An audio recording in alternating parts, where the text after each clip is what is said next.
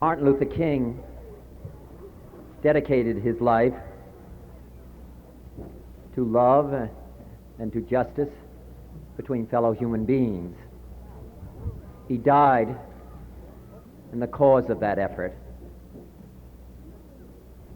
In this difficult day, in this difficult time for the United States, it's perhaps well to ask what kind of a nation we are and what direction we want to move in.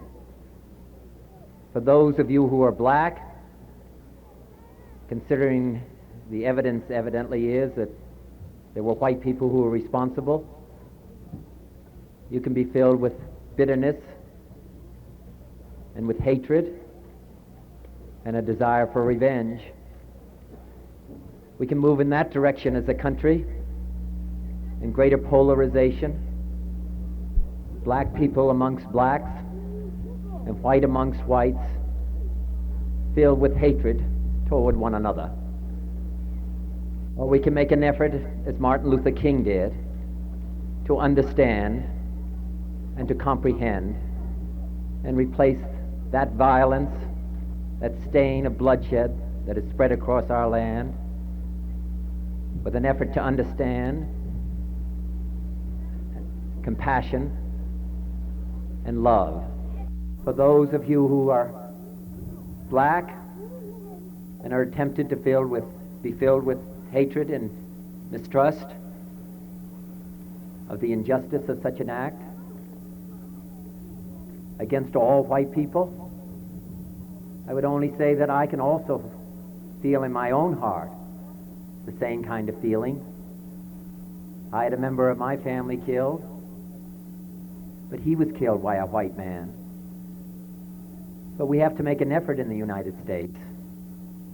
We have to make an effort to understand, to get beyond or go beyond these rather difficult times. My favorite poem, my favorite poet was Aeschylus. He once wrote,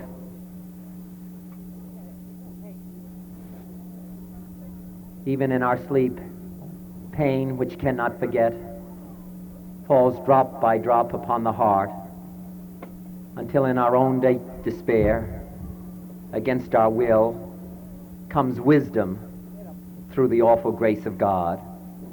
What we need in the United States is not division. What we need in the United States is not hatred. What we need in the United States is not violence and lawlessness, but is love and wisdom and compassion toward one another, feeling of justice toward those who still suffer within our country, whether they be white or whether they be black.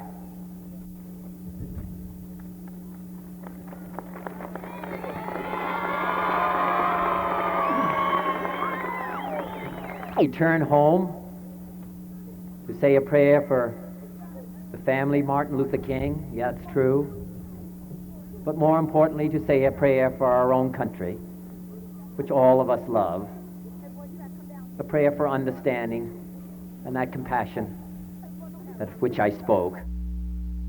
We can do well in this country. We will have difficult times. We've had difficult times in the past, but we will have difficult times in the future. It is not the end of violence. It is not the end of lawlessness, and it's not the end of disorder. But the vast majority of white people and the vast majority of black people in this country want to live together, want to improve the quality of our life, and want justice for all human beings that abide in our land.